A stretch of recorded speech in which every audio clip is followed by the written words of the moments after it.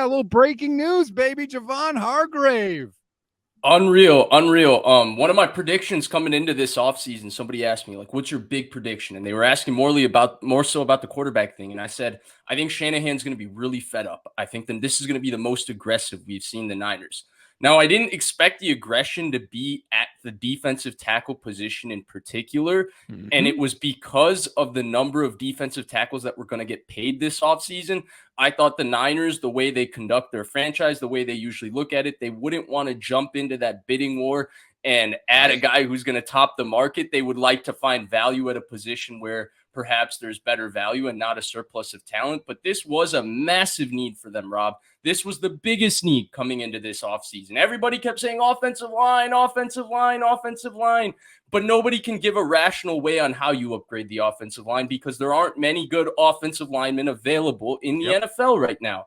This was a massive signing. The guy is one of the best players at the defensive tackle position. Not only did they need his interior presence as a pass rusher, which, Rob, you talked about, the last 2 years he's really come on as a pass rusher in Philly. In fact, my first introduction to, oh my God, Javon Hargrave was an ass kicker is week 2 of last year. He dominated. He was the best player on the field in that game that the Eagles lost pretty handedly to the 49ers in Philadelphia. And so he's going to not only help the interior pass rush, but it's the run game, Rob. Javon Kinlaw really struggled in the playoffs, and Javon Kinlaw's knee has come to a point where they cannot go into a season saying Javon Kinlaw is our answer at defensive tackle. They just can't do it. His knee has not given them any sort of reassurance that they can do that. And because of that, they had to go get somebody, and they got somebody who's a perfect scheme fit, who's going to help in the pass rush in terms of their identity. But first and foremost, he's going to help with the run game. And him and Armstead are the best defensive tackle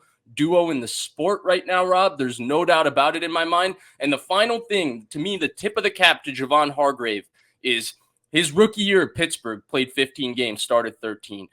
In 2017, his second year in Pittsburgh, played 16, started 12. Third year in Pittsburgh, played all 16 games, started 14.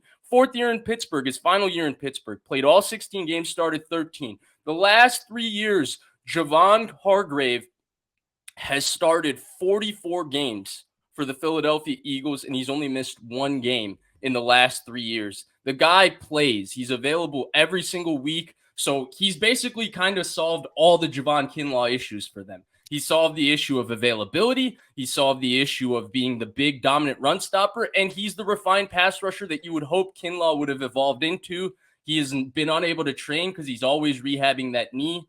I don't think this necessarily means they've given up on Javon Kinlaw, but I think that they've given up on relying on Javon Kinlaw. They replace one Javon with another. Look, when you miss in the draft, you pay in free agency. That's how it goes. We saw it with Quan Alexander when the 49ers got him in free agency, and now they're paying Hargrave. And again, we don't know the nitty-gritty of the deal. We'll find out.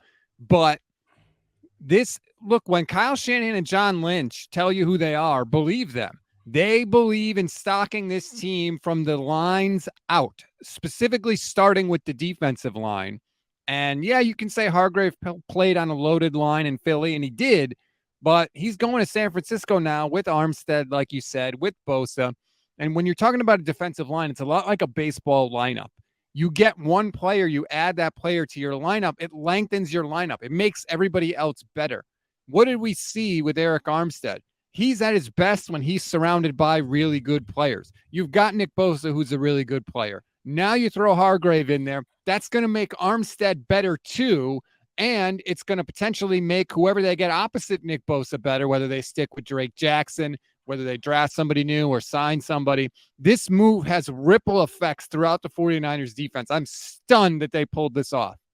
Yeah, and the last thing, Rob, I'm glad you brought up Armstead, right? Because you and I have spent a lot of time on this podcast complimenting Eric Armstead in the last, 5 months that we've been doing this. And I think he deserves to be complimented. He's truly a very good player. But if there's one weakness to Eric Armstead, or more so not even a weakness, there's one part of his game that's just lacking, it's the finishing plays aspect of it.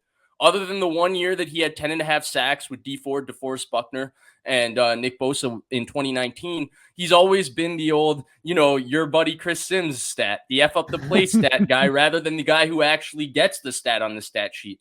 Javon Hargrave, that's going to happen about 25 times this offseason for sure. But Javon Hargrave, something he's shown the last 2 years is that he's finishing plays too.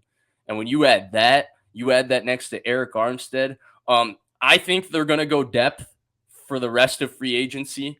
I think Drake Jackson is going to be the guy at edge that we're going to see is the guy that's going to get the first crack at being that job, or a value veteran signing. It won't be a big name, in my opinion. It just doesn't make sense to be a big name. But this was a massive need. This was a need that we all identified before going into this offseason. I'm glad that the 49ers identified it too. And they not only rectified it by getting a player, we were talking the David Onyemadas, the Colin Saunders, guys that we felt could fit a role, and then you get another depth guy and you somehow fit it all. No. They went for the big bite at the apple, and they got an absolute superstar. It's crazy to me. I was like thinking of how I was going to start the show on the way to pick up my son from school because he had a half day today. And I'm thinking like, don't expect the Niners to make any big splashes, but number one, they don't have a desperate need, like oh my God, we have to do something or we're totally screwed type of need. And two, a lot of the players that are signing today are not better than the guys the Niners have on their roster anyway. And yet they go out and do something like this and totally redeem themselves to go Dumb and Dumber on you. This is fantastic by the 49ers. Nick Wagner points out they were 4th in the NFL in pass rush win rate, but they weren't getting the push up the middle. And that's really what the 49ers want. They want push up the middle, and then they want Bosa and whoever's on the opposite side to just collapse everything, which is what they had in 2019 when you had Buckner and you had Bosa and you had D Ford. You got push up the middle, and there was nowhere for the quarterback to go because Bosa and D Ford were in the backfield so fast. And I feel like the Niners have been chasing that, trying to get back to it, and they haven't been able to replicate it. This is the biggest step yet towards doing that. And it goes to show that they were watching the Super Bowl. What was the big difference between those two teams in the Super Bowl and the 49ers? You can give me the Brock Purdy injury. You can give me this. You can give me that. The big difference was those two teams had size on their defensive line, right? The Kevin Givens of the world, really nice player, terrific gap shooter. He's not the kind of guy you want taking on double teams. In fact, remember, part of the frustration for the 49ers was, and this was reported, went a little bit under the radar with Jimmy Garoppolo, was that they could not activate Ridgeway, at the end of the year. And Hassan Ridgeway provided, this size run stuffing kind of player that they needed throughout the end of the season, and they just didn't have, because Kevin Givens is a smaller gap shooter. Omenihu is an end who's kind of a pass rushing defensive tackle that you move inside on third down as part of the infamous, as they call it, the NASCAR package. And so they didn't have this just absolute meaty, I'm going to take on double teams. You're not going to move me in the run game. And now they have that guy. They went and got him. It's an absolute home run signing, Rob. And I'm not someone who just comes here every single free agency and goes, yeah, the Niners home run signing. But this to me is kind of the perfect balance of the player fits, the player has production, the player has a history of health, the player is still reasonably young, and he's also really, really damn good. And they needed to fill this. They needed somebody like this. Now, I didn't know how they were going to get it. I didn't think they were going to do this, but they needed somebody like this. This is awesome. Nick Ellert with a great point on YouTube. Huge part of it is not only do you make yourself better, you weaken the only real threat in the NFC, the Philadelphia Eagles. And to do that all in one fell swoop is a fantastic move for the Niners. Shout out to Michelle Majuk. If anyone doesn't know, she's also a researcher for NFL Network in addition to doing shows with me. She just sent me a screenshot of something she's working on. Highest quarterback pressure rate since 2021. Number 1 on the list, Nick Bosa, 15.3%. Number 4 on the list, new 49er Javon Hargrave at 14.1% with a minimum of 750 pass rush snaps. Like, the Niners have added a legit pass rusher in the middle of their defensive line. And that is stunning to me on a day when I thought they were just going to kind of, add some nice little complimentary pieces here and there. Nope. They just ordered a big old main course.